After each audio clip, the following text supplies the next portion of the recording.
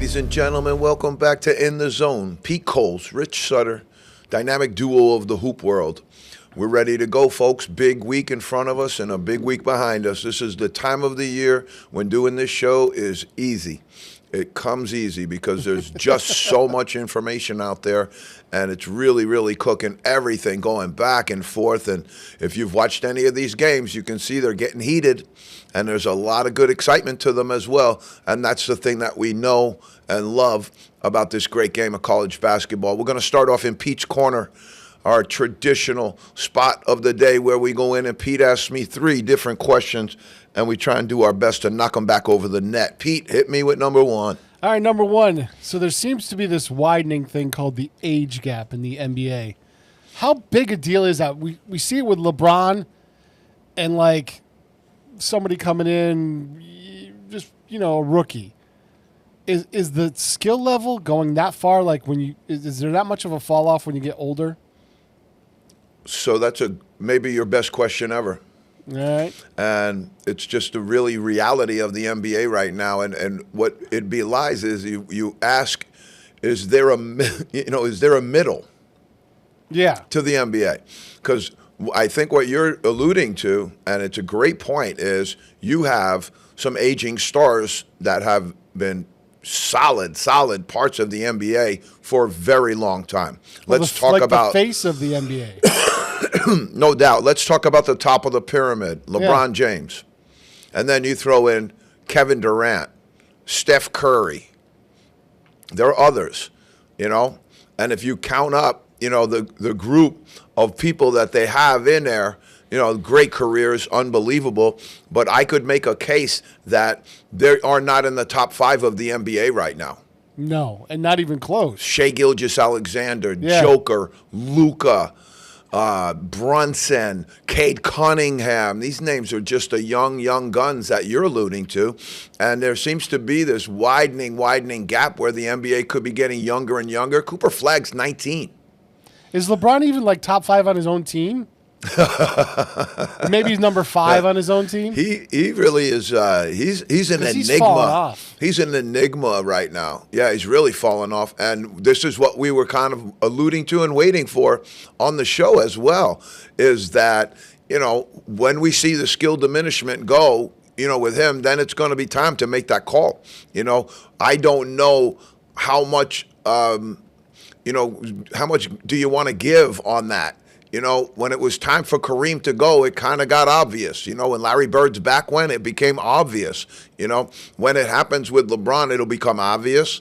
And then we'll see how the NBA handles that. He's obviously still very marketable, still very green in the money that he can bring into the table. Well, no question about it. Is it now about the skill level, or is it about the marketability and face? Is he a personality or is he a player? Maybe that's question number 2. He's Rocky.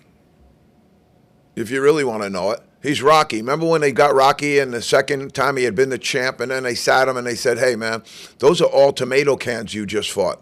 Yeah. You just had all these victories and accumulated all this money, but you just fought tomato cans, And that's exactly what this is. He's Rocky now. He's a guy that's out there, and they're setting him up against these guys, and occasionally he looks good. Most of the time, he has good games, bad games, but again, he missed the first 14 games of the year this year due to sciatica. He's out again with the same injury, and so now we're starting to see it really shows up in 3 areas, I would say, and these are the 3 measurement tools that you would take. Number 1 is the physical diminishment. Is he able to play 82 games? Is he able to be successful in his abilities athletically? Second piece of it is your mental focus. You've been in the game in the NBA for 20-plus years. Now, this is a guy that got out of high school and went right to the NBA. He didn't have a college career, so those first 4 years were his pro career. But now you're talking about your mental approach. You've been in it for 20 years. Do you still get excited about it? Do you still love it? And can you still be an effective member of that unit? Yeah. I think right now there's a lot of internal questioning about him right now from the coaching staff, but also on that bench, because nobody wants to lose games. And when you can point the finger to one of the reasons why you're losing and saying this is part and parcel of it, that becomes a problem. Nobody will want that. no matter who it is. And so what his future remains is it's going to be hard to see. But then let's go with Steph Curry, Kevin Durant. Those guys are aging stars. They're still good, still capable. But is Kevin Durant the best player on the Rockets right now? No. Probably not. Alperen Sengun's having a much better year. Steph Curry's still, no doubt, the best player on the Warriors. I think that's a different case, though, because he doesn't take the pounding that a LeBron or some of these other players take because basically he's a pure shooter. Yeah, and he's a point guard. Yeah. And hasn't really been a guy that ascribed to that physical defense either. Right. But now you have Shai Gilgeous-Alexander, Luka, very young, Joker. These guys are all dominant players. Donovan Mitchell, Tyrese Maxey, yep. And just a really, really good contingent of upper-tier players. Then you go and you say, okay, in a couple of years, we're going to be calling them old. Yep. Because of Cooper Flagg and VJ Edgecombe and the new stars. I guess the answer to your question is it might be accelerating the gap, Yep. Because I don't know that I guess there is, but I don't know. Is Brunson in the middle? Are those guys middle now in their career? I guess you could say that. And so there's a few guys in that middle that are really, really strong. But there is unquestionably, undeniably, the best talent in the whole league is in the young guns. And I got to say it, maybe the NBA will be involved in some balancing of this. The West Coast far exceeds the East Coast right now in terms of talent, in terms of individual stars. That's just a fact.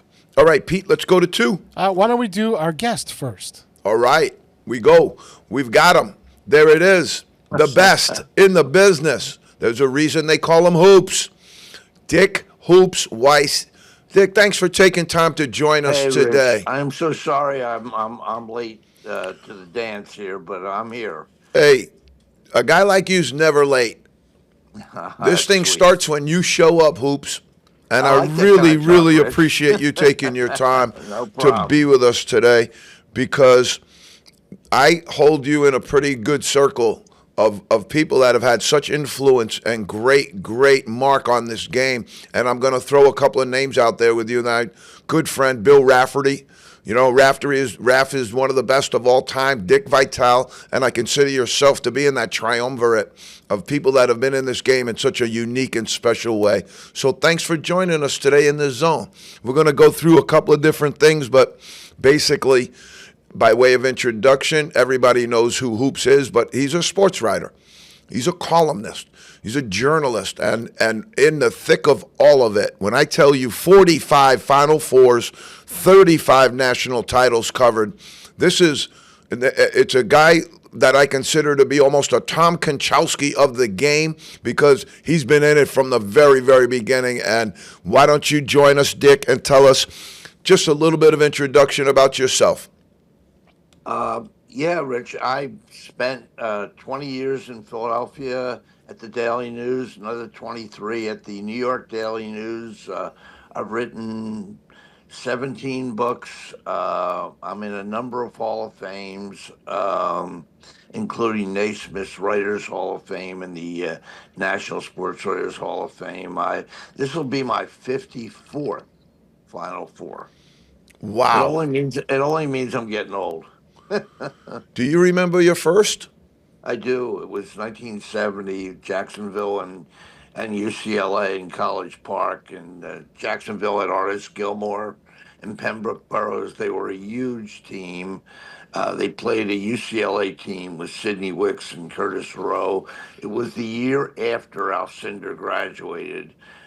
The irony of that entire tournament was I think the best team in the tournament that year was St. Bonaventure, but Bob Lanier suffered an ankle injury right before the Final Four and couldn't play. So we'll never know whether St. Bonaventure would have been the first team since LaSalle in '54 to win a national championship. They certainly were good enough, and Lanier was a monster. It was back in the day before you had the Big East. every team in the East Coast had at least one really good player. And Bonnie's put together a group of kids who could have played with anybody at that point when Eddie Donovan was originally putting together this program. Um, but yeah, that game, UCLA managed to win that game. They managed to win the next year against Villanova, and then the Walton years started. But John Wooden won 10 national championships, which probably will never be duplicated by one coach again. And he really benefited by having maybe the two best college centers in the history of the game in Alcindor and Walton. No doubt, no doubt. I'm a proud 1984 St. Bonaventure graduate, Dick, and this is going to There go you out. go. This I is going to love go out that. to all of the Bona people, and I'm going to tell you right now, you just lit up Bona Nation, Dick. That's a great call. That team was unbelievable. It's the reason that I fell in love with St. Bonaventure as a young man, and it was an absolute terrible injury that happened to Lanier right before they went into the Final Four, and they had a great role going on with that team.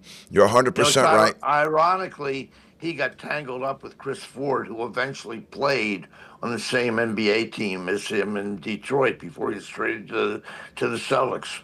Wow. Wow. You described the Philadelphia News as your dream job. Growing up as a young man there, tell us about It that. was. Well, I grew up. I was a regular at the Pluster back when they had doubleheaders, and back when all five schools in the Big Five were regionally, if not nationally, relevant. I love the game enough to think, God, I would love to do this for a living. I used to watch the guys from the Bulletin on Deadline, Frank Pulowski and Frank Brady, and I was a kid. I was like in 10th grade. You could get a ticket to a Palestra doubleheader and on the baseline for $2.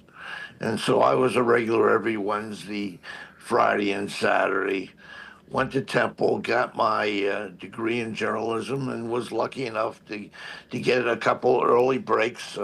Wound up at the Daily News in Philadelphia, and then moved on from there to the New York Daily News, where they had a million circulation. So, I've been pretty blessed as far as that goes. And the best part about both those papers is at the time they had a real feeling for college basketball, and they rarely said no to me. So when I was in New York, I literally could go anywhere I wanted to see a college basketball or a college football game of consequence. And it, in my mind, it was the best job in the world because I love the college game. Now, I can't say as much in love with it now with the NIL and the transfer portal. I think the game has changed. I think we've lost a lot of innocence, and a lot of players are making a lot of money uh, playing the sport right now.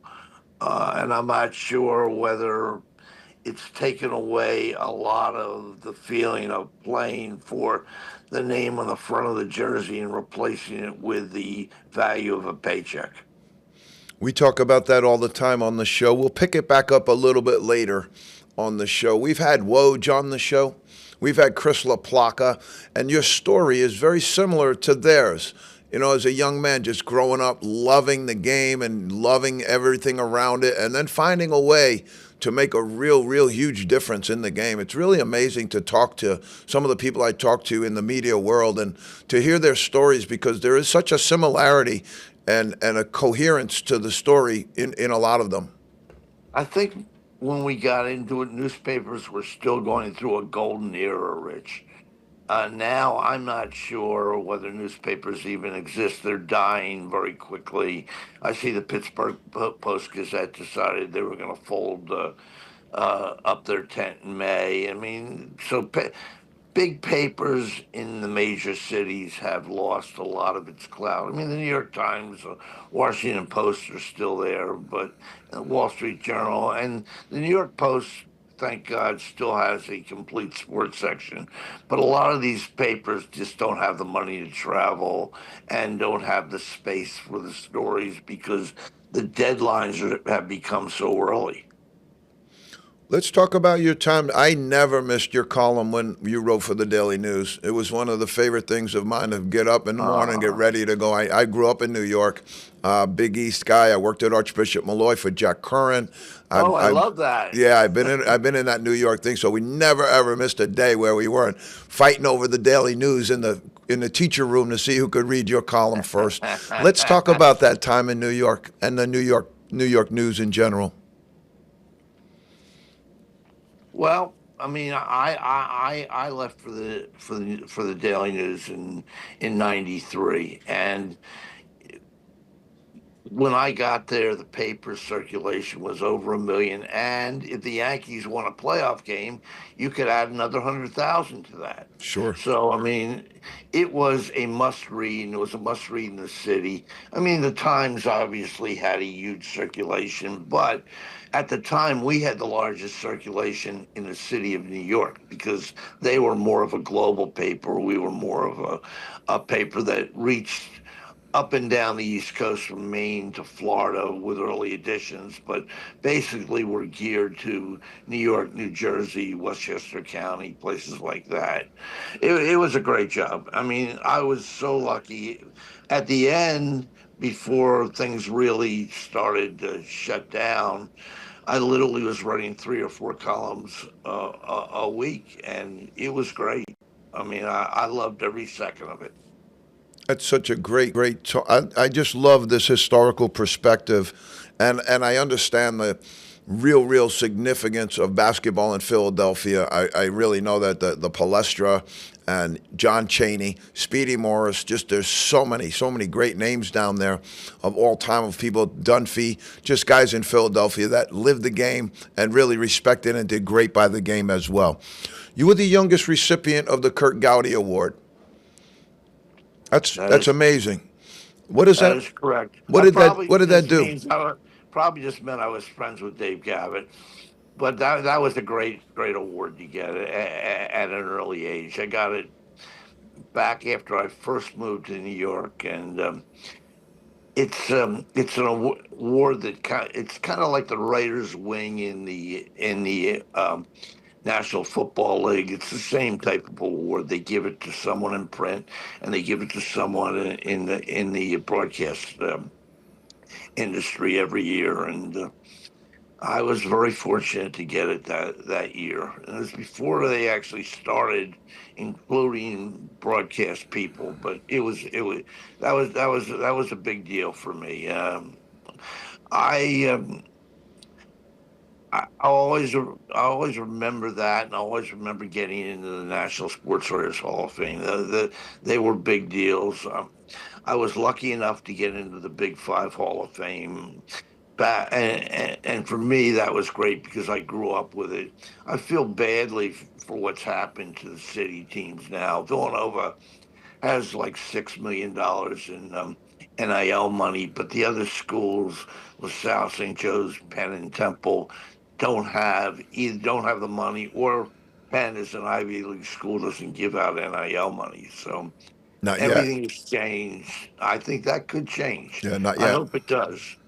I hope it does. I honestly believe if an Ivy League school would give out NIL money, they would have a shot at being a top 15 team in basketball the same way they were back in the uh, back in the 70s when 60s and 70s when Bradley played for Princeton and Penn had nationally ranked programs.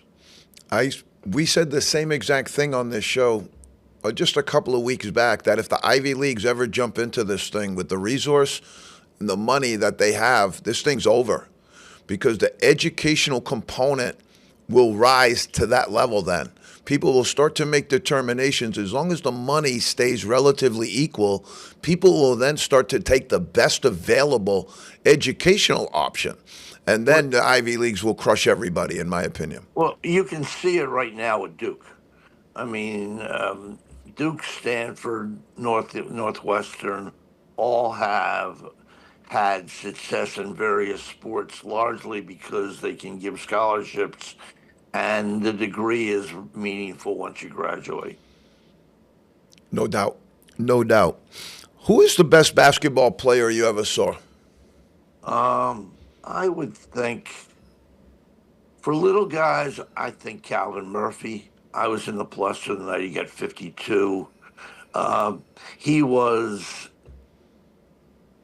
an unbelievable talent for someone who couldn't have been any bigger than 5'9".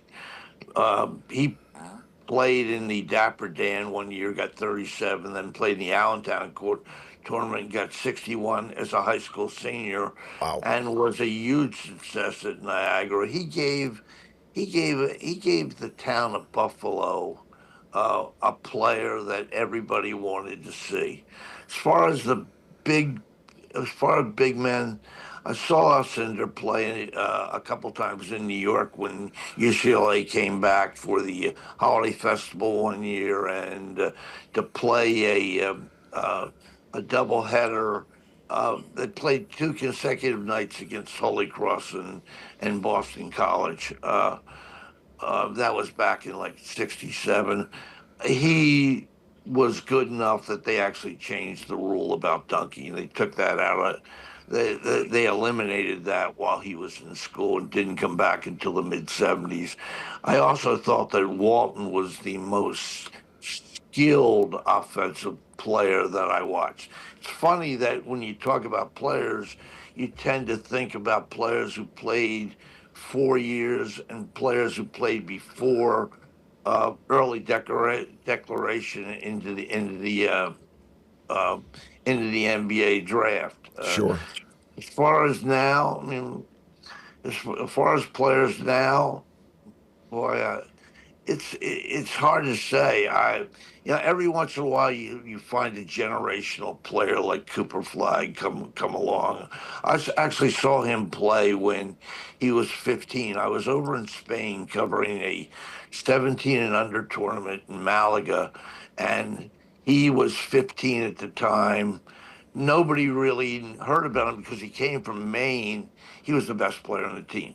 I love players who actually start strong and then wind up becoming great NBA players. I watched LeBron in high school before he declared right out of high school for the pros. He actually came to the ABCD camp um, in Farley Dickinson. It was run by Sonny Vaccaro, and he was only a junior at the time. And Lenny Cook was supposed to be the best player in New York, maybe even the best player in America. And they played against each other, and there was little question that LeBron was going to be a Hall of Famer after that game.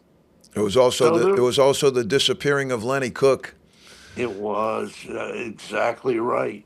He was never the He same. never was.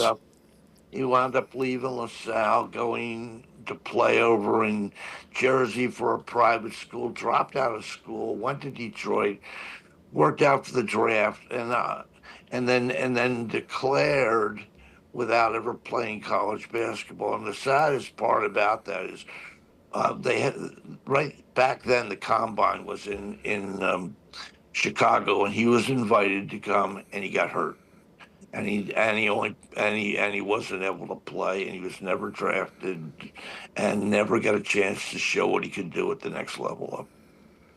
It's amazing. It's amazing. Tell me about the best basketball coach you've ever seen on a college level. Mm, I liked I really liked Dean Smith because I thought he was so innovative with the four corners and with some of the things that he put it that he put in to develop players.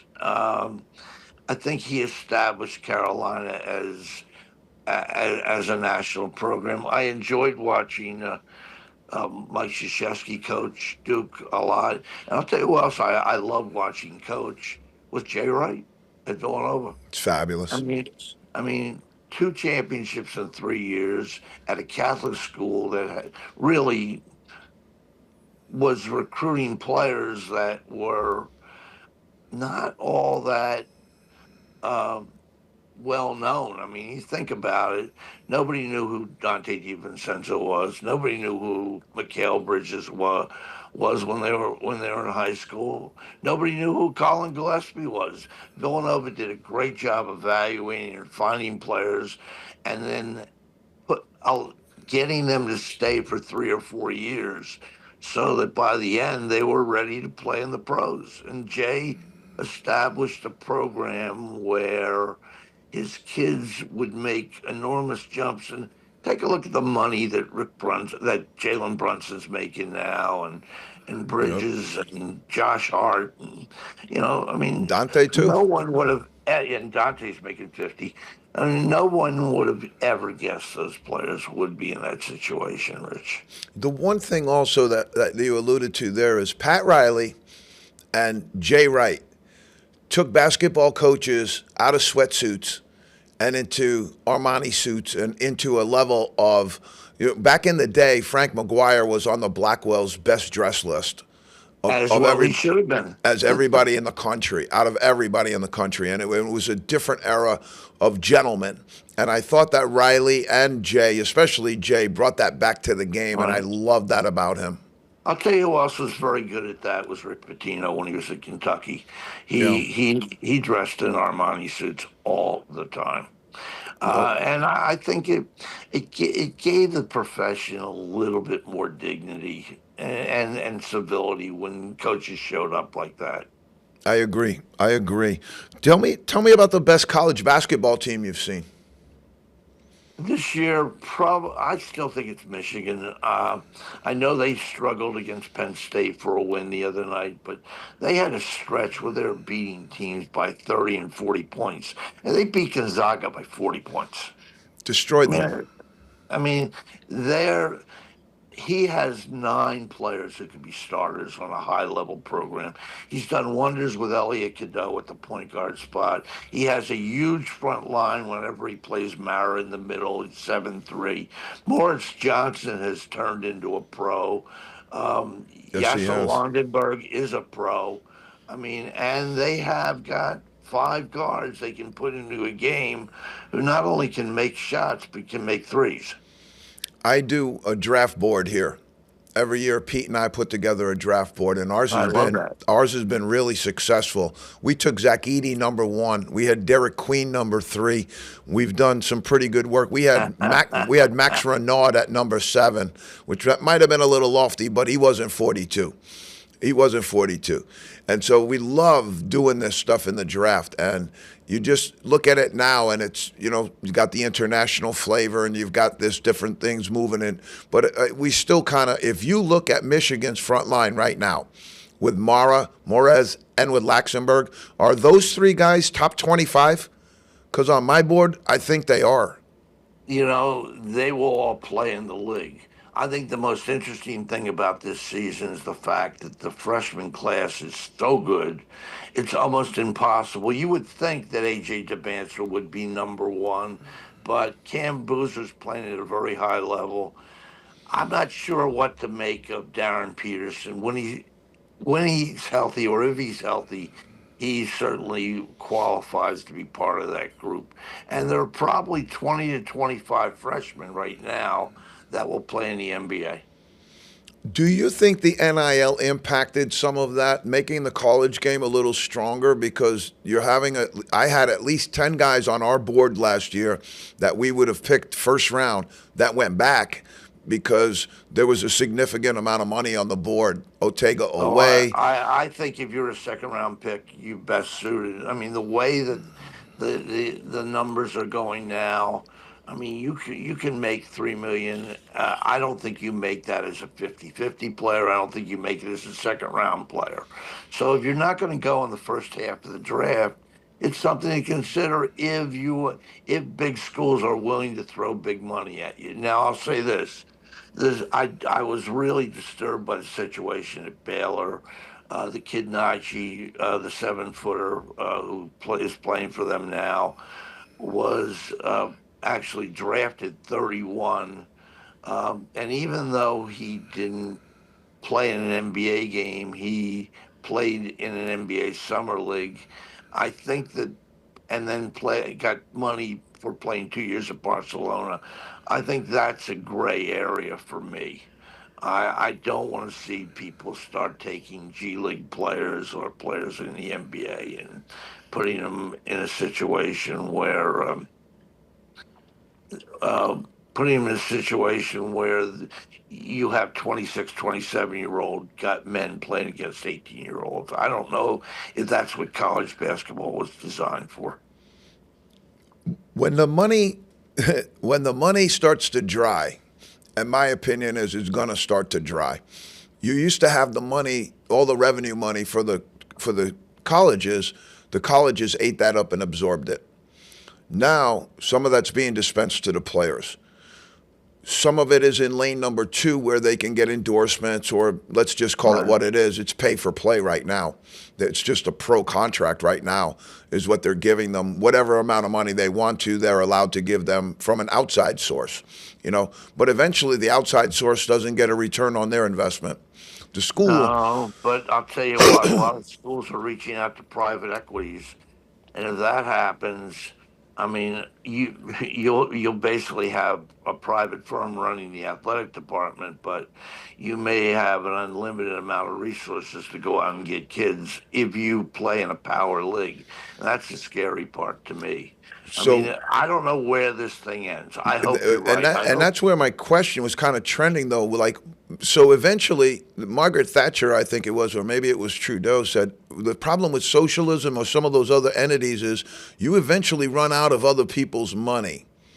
So eventually, some of these guys who are pumping all this money in there, and they're saying the kids don't play hard. I don't think their effort represents our jersey. I'm going to stop putting my money in there. The schools are also at some point going to start to say, we used to get this, but now we're not getting it.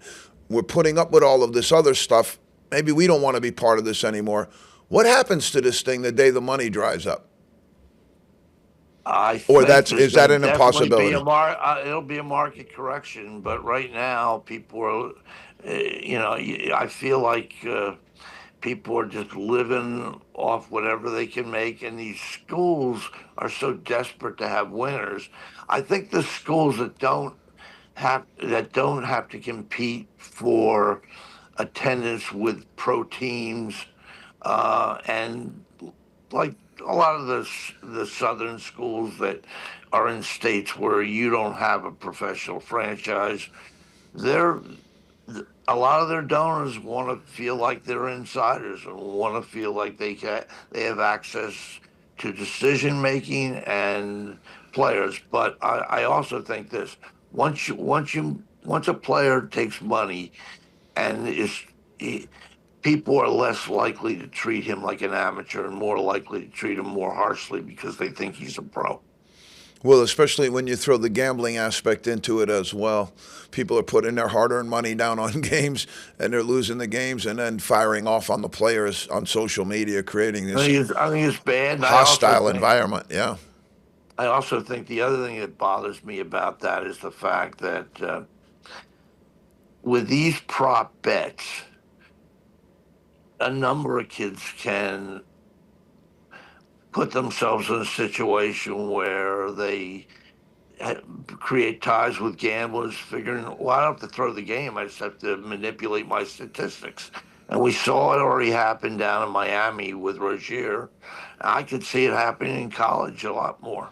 Yeah, it's something that's just the whole thing. The gate seems to have broken on it, where everything is just coming over the top at one time. There's no guardrails. That depresses me. Hey, yeah. Rich, I got to get out of here now. No, we're ready to wrap, baby. I want to thank you so much for joining us. Listen, this was such a pleasure talking. This was great, and our viewers are going to love this interview because you're just a wealth of basketball nation. Hey, call me again, and we'll. If I have more time, I'll spend more time with you. I'm going to drop my cell phone to you when we get off, and I appreciate you so much, Dick. Thanks for joining us today. In the zone, baby. My pleasure, Rich. In the zone.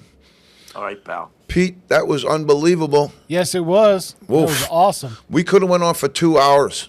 I know. We're just starting to scratch the surface. I really like when he started off in 1970 and he started out with the Bonaventure team, would have won it all. I was like, here we go. Let's go.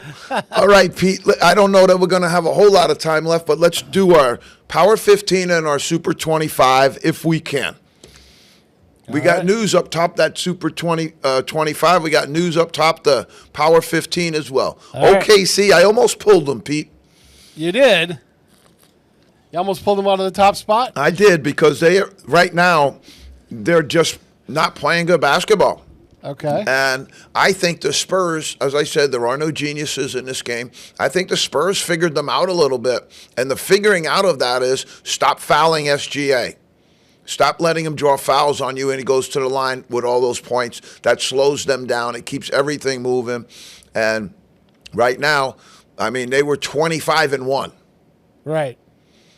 25-1. Now they're 31-7, and I love our number 2 team. This is a great NBA story. The Detroit Pistons, coming in at 28-9, had a big matchup with my hometown Knicks the other day, which was a replay of last year's unbelievable playoff series where the Pistons gave the Knicks all they could handle right before missing it, and the Knicks advanced and went on. But right now they throttled the Knicks last couple of games. The last time they've seen them, the last game they saw them, it was a 30-piece McNugget that they put on the Knicks. And Knicks fans right now, they're bipolar. The fire Mike Brown signs are out again, man. It's like they lost 4 in a row. Get them. Go get them. Doesn't take much. Bring back Thibodeau. San Antonio Spurs 25-11 and in the 3rd spot. This West Coast is loaded, and the Spurs are in the 2 spot. And if they hang on tight, they're going to catch this OKC team because they've got their number a little bit. They've beaten them a couple of times already this year. Pete, number 4, the Los Angeles Lakers holding tight in Sciatica City. LeBron is out. Watch what happens with this team. I bet they elevate. I bet they grow. But you might have Luka and LeBron out at the same time right now, and that could be problematic. But it might help their defense too. Denver Nuggets 25-12. Good basketball going around here, and they're really, really starting to firm up. Murray comes back and starts to play basketball well. They just lost a lot of the guys they had on that team. They don't have the same depth, and if that was them at the trading deadline, I would look to add some depth to this team. Houston Rockets 22-11. Gotta like it. That's a really tough West Coast, and they're right there in the thick of things. Solid young team. And now they got the old man in the sea, Kevin Durant, trying to get back in there, maybe one more shot at a ring. But we'll have to see. Right now, they're like, 3rd or 4th in the West, and that's going to be something that'll be unfolding as the year goes. Number 7, the New York Knicks. They were up, they were down, 24-13. It's a great record, but I think their aspirations are a little loftier than that. I don't know why. They don't have a championship team. They don't have championship talent on that team. I'm a Knicks fan. I love the Knicks, but they don't have it. I'm just going to tell you right now. Now, if you want to trade Giannis, get Giannis in there and make a big deal, some kind of blockbuster deal, I might be more into it. But right now, I don't see it. Minnesota Timberwolves 24-13. Anthony Edwards, really good star coming on here. But, their coach Chris Finch is a tough guy, and he's out there. He's hot, and he's moving it and grooving it, and I really like what they're doing there. I think this team could rise. The Celtics, to me, are a surprise. 23-13. They're in the 9 spot of all, and they got Jaylen Brown, they got Derek White, and not a whole lot else. But Brown has been incredible. And this team's done very, very well without Jason Tatum, without Porzingis, without Al Horford. That's a lot to lose up front, and they've been managing to stay with it. One of the guys we liked and always has liked is Nehemias Queta, playing good basketball inside for them. Toronto Raptors, this is team together. They've kept this team together. They've played together for a few years now. And in this NBA kind of mosh pit that goes on there with all these bodies moving here and there, they've stayed solid and it's worked. They're in the 10 spot, 23-15. Phoenix Suns, 22-15. Really doing well there with Booker. They've cleaned out a lot of their talent, and they've dropped them on other teams, and they're doing pretty well there. Orlando Magic, 21-17. They got to get healthy. They got to get consistent. The Cavaliers are the biggest disappointment in the NBA right now.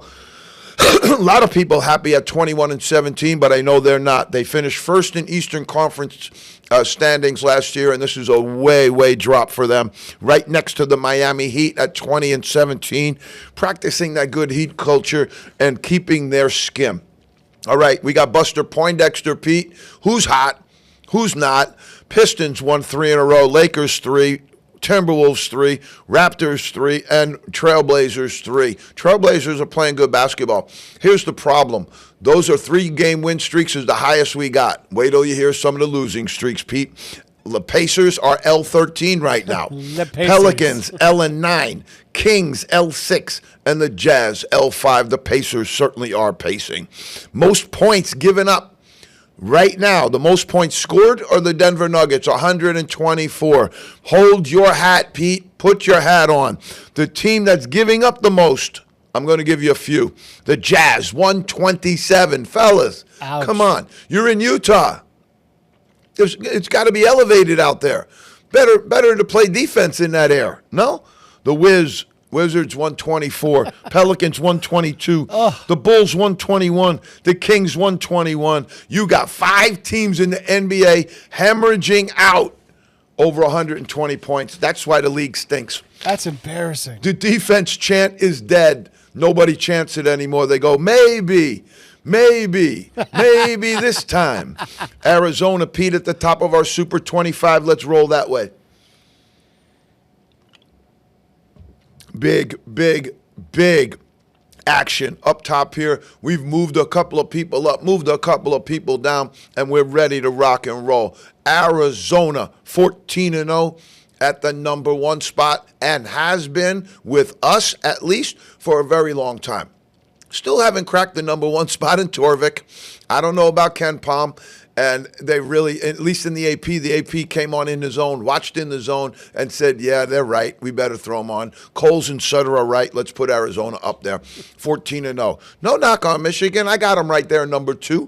14-0 as well. And they're playing great basketball. They struggled the other night at Penn State, but up until that point, they had been annihilating everybody. That's why everybody's excited about them. And as I said, I wasn't a huge Elliot Cadeau fan, but you could put me out there at 65 right now with that front line, and we're going to win some games. That's an NBA front line all over it. I love Ade Mara. I don't know how they let him get out of UCLA. And I think Laxenberg is, Yaxel Lendenberg is one of the players that's up for Player of the Year in the country. And also, the Morez Johnson has just improved and gotten so much better. That's a credit to Dusty May. He's put all these pieces together, and it's working. Iowa State, the Cyclones, Pete, 15-0, and they are blowing the roof off of everybody's arena. They are playing great basketball. One of the best backcourts in the country, folks. And they got this guy out there that I think is going to rise on our draft board. I'm going to drop his name for you next week. Vanderbilt, 14-0. 14-0. Alabama coach Nate Oates, right before they played him. Big mistake, coach. He says, I don't know how good they are. I don't know who they've played. Well, guess what? They just busted you up. They just busted you in the lip. Vanderbilt 14-0 with a huge win over Alabama, and it was convincing. This guy can coach. We're buying Byington. All right, folks, we got Duke in the 5 spot, 14-1. Loving the Dukies, playing good basketball, and their loss was to Texas Tech when they had a 17-point lead. So a dominant team, and I eventually think, I'm going to say it right now, I eventually think they'll be number 1. Wow. Connecticut, 15-1, another team that has a chance to be number 1 as well as this thing wears on. And I say that because the Big East and the ACC ain't what they used to be. And Duke is hyperspaced away from everybody else. I thought the one game that would be significant was their Louisville game the other night, and they handled Louisville easy. So ACC ain't up for grabs. Louisville, I thought, might be able to contend. Virginia, Duke's going to run away with it. Same thing's going to happen in the Big East, Pete. I thought St. John's would be able to contend with UConn. UConn's going to run away with the Big East, folks. They're in the 6th spot for us, 15-1. Purdue, 14-1, a great roster. Really good roster. Oscar Clough, Trey Kaufman-Wren, Braden Smith. They've got players. The thing is, can they last? Because they've had good runs, went to the final, and they also got bounced out by FDU. They'll never forget that one. Houston at 8, at 14-1, finally went away from home. That was nice, Coach.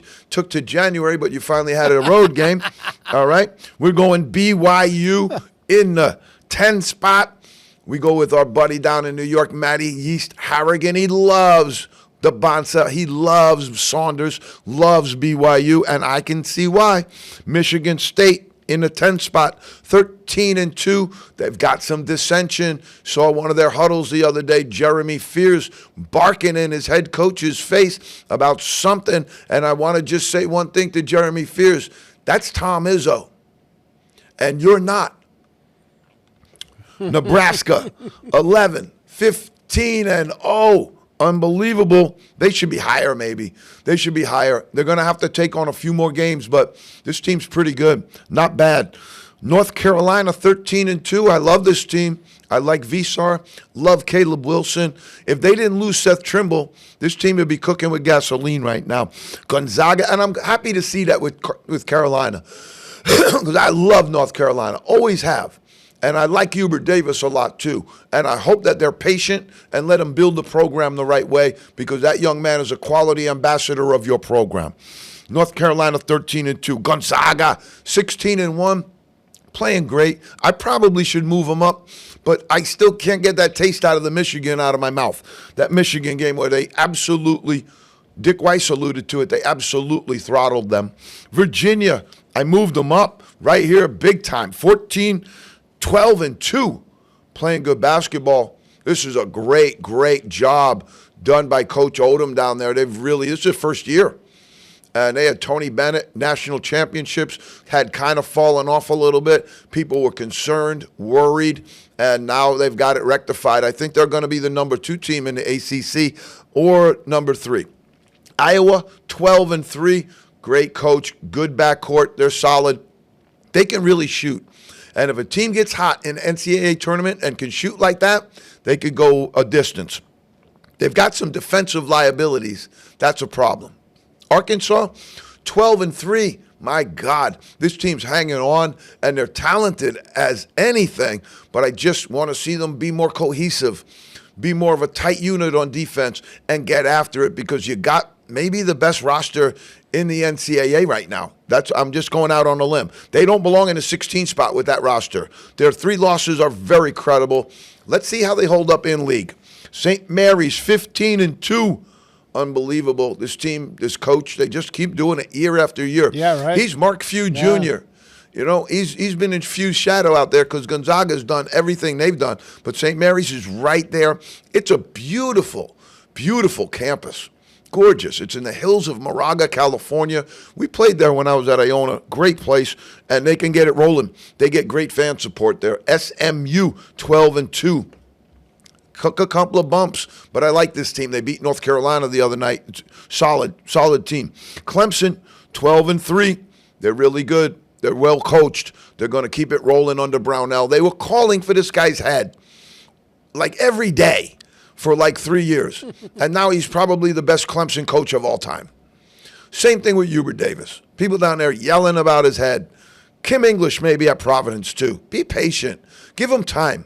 And then, before you do that, show me your list of who you got coming in to take their place. Yeah. And if I don't laugh you out of the room, you can fire him and then bring in your new guy. Yeah, before but if we you laugh do you the out of the thing, room, yeah. you better keep your guy. Keep the money that you're supposed to pay him with these buyouts and keep that money in your NIL war chest. Okay? Clemson, doing a great job. Utah State, Pete, I moved them way, way up. They're 13-1. They play in obscurity, but for years and years and years, this program has been incredible. They've launched more coaches into the big time than just about anybody recently. Miami, 13-2. Pay attention, ACC. They're climbing. They were dead last at the bottom of the ACC very, very recently. A lot of credit goes out to Jai Lucas. A lot of credit goes out to their ability to do this. Grab the money because they're paying it out big time down there. Big bundle. Missouri, I like this team. 12-3. They've got a great center, Mark Williams. Duke transfer. They've got a good program. Great, great home court arena. They got to be more consistent, though. You want to stay with those top dogs, you got to be a top dog, and you got to stay that distance. 13-2, Oklahoma State. Everybody's down on this team numerically, way, way down there. They're 13-2. They've got a new coach, got a new staff. I like them. I've seen them, and they're loaded. They got Jalen Carey, the kid who was at UMass. played great for UMass a couple of years back. He's a great guard. He's over there. They got really, really good talent over there. Keep an eye on this team. Seton Hall, Shah, is back. They got rocked and rolled a little bit with their NIL just recently, and now they're making a comeback, holding their program together. He's a good coach, really solid. Again, people down at Seton Hall, you have to keep things in perspective. You don't have a bag. Everybody else got a bag. You're not going to be as good. They got bag. You have no bag. You're going to lose. Simple. Get a bag or get out. St. Louis, there it is, Pete. The Billikens, 25 spot. They're 14-1, playing great basketball. Robbie Avila, a lot of good talent on this team. And we always like to promote the A-10 players because there's just such great talent in the A-10 and great teams. There's a couple of names in there that I'm going to throw out. You have Deron Holmes in the pros right now. Max Shulga was drafted last year. You got a lot of A-10 guys. Keep your eyes on all my NBA draft people. Keep your eyes on Rene Castro from GW. He's going to rise on our draft board. All right, Pete. I want to, before we get into it, we got a trade to report. Before we get into it, though, we've got a sad moment on In the Zone. One of my former assistant coaches that I worked with at Colgate, Mr. Paul Aiello. He's also a guy that I grew up with in St. Gabriel's Parish. I was a younger player coming up the ranks, and he was a great grammar school player for us. I used to love to go and watch their teams play against all the great teams that we played against. And, he wound up going to West Point, playing for Coach Krzyzewski at West Point, and was a competitor, one of the toughest people that I ever met in my life. And he was a great guy to work with because he really cared about the game and he cared about people. Maybe sometimes he cared about other people more than he cared about himself, but he was a good guy and passed away just recently. We've seemed to have lost a good group over the holidays, and it's saddening to me. But this one hurt. He was Jackie Bruin's right hand, always was Jackie Bruin's right hand. When I got to Colgate, there was one thing I knew I could never be as long as Paul Aiello was there, was Jackie Bruin's right hand, because that job was taken very, very well by Paul. He looked out for Coach Bruin. He looked out for all of our players, and he was a great, great coach in his own right. And just sad. And the people at St. Gabriel's and the New York crowd, they remember Paul very, very well as just a great person who would just take about every article of clothing off and give it to somebody else if he had to. All right, Pete, we've got a trade to report in the NBA, and this is going to heat up, folks. It's going to keep rolling. So we got a minor one, but a major one, really. I think what's at play here was a little bit of shifting. You need something, we need something. Let's talk. This is Will Dawkins, who was one of our guests on the show from the Wizards, and they hooked it up with the Hawks. Trae Young got moved to the Wizards. It's a big, big move for the Wizards because you've now added a premier point guard to your team with some really, really good young wing talent, a really good shooter with Trey Johnson they just drafted. I kind of like this move for them. They had to give up Corey Kispert, who came from Gonzaga, Pete, and really had a great career there, doing solid in the pros. He's averaging nine points a game, but it includes C.J. McCollum, who is a Patriot League player from Lehigh, and really, really has had an amazing NBA career. Donald Foyle, my guy from Colgate, and C.J. McCollum are the 1-2 Patriot League players that have really eclipsed amazing NBA careers. But McCollum's averaging 18 a game. So that's a decent trade all the way around. I don't think anybody got any. If that's an arm wrestling match, I think those arms are still straight up.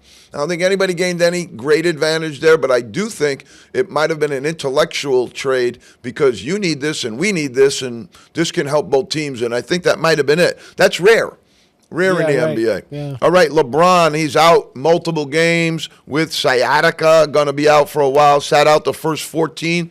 So when you take 82 minus 14, you're down now to 68.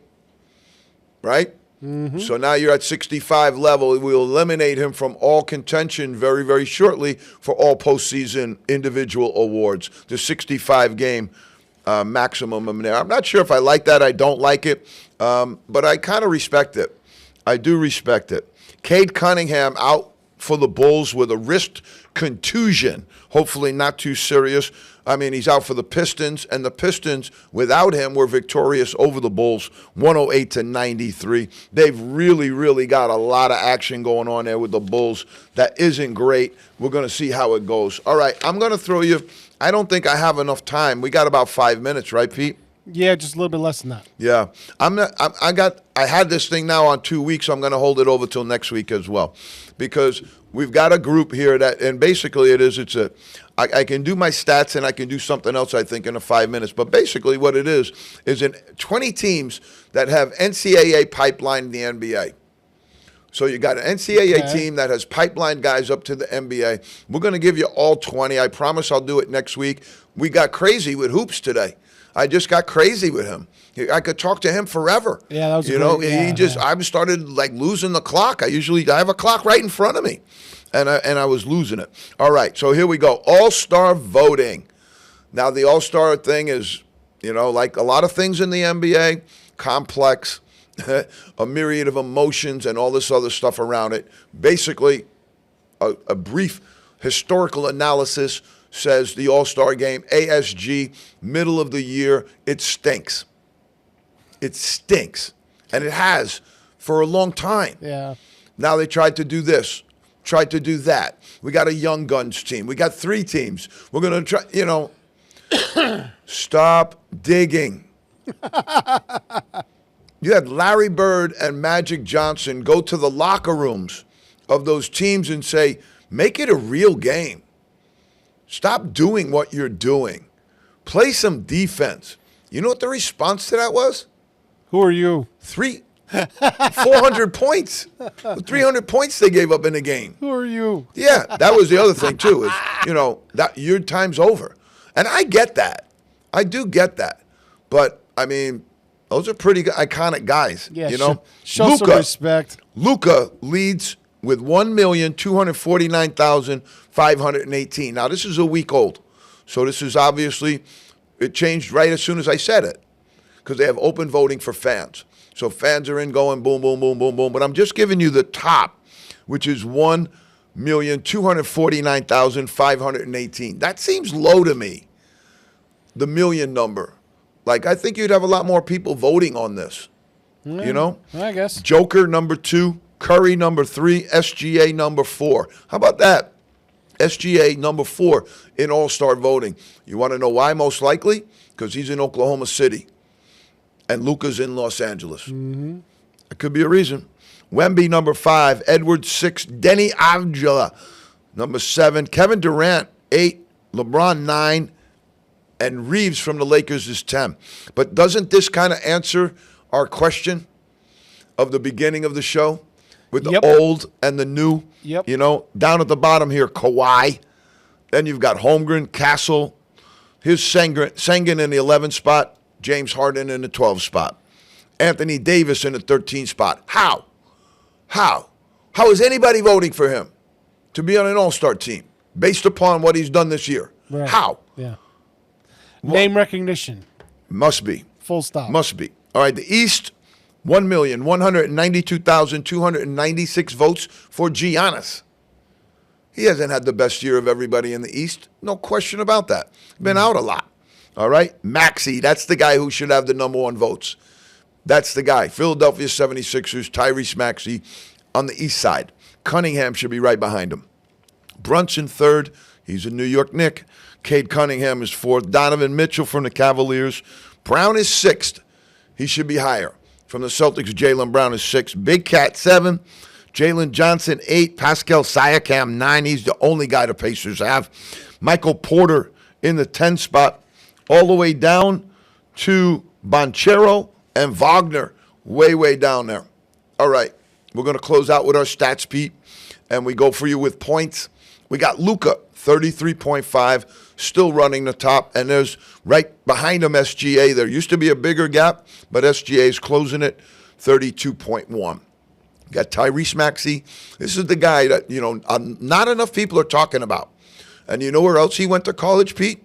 Kentucky. You know where SGA went? Kentucky. Donovan Mitchell, Louisville, 29.7. Joker, 29.6. All right. Rebounds, the Joker, 12-2. Cat, 11-7. Zubac, Goldberg, and Kellel Ware, our guy, we love him, 10-7. Assists, Joker, Cade Cunningham, Giddy, Luca, and Johnson, 8.4. MVP right now in the zone, Joker, number 1. SGA, number 2. Cade Cunningham, number 3. Luca, number 4. You got to play some defense, Luca. A little bit of defense.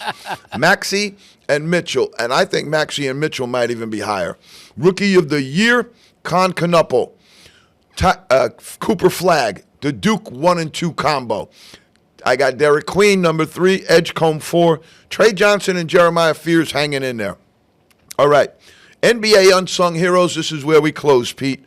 Cam Spencer of Connecticut. This guy is everybody's nightmare. He can shoot, handle, pass, and he don't care. He gives zero you-know-whats.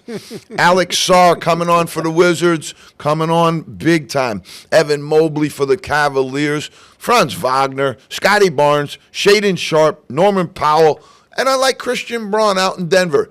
Pete, I love that interview with Hoops. We're going to get some other guys in here also. Folks, we're in the zone middle of January. The lamp is lit. We'll see you next week.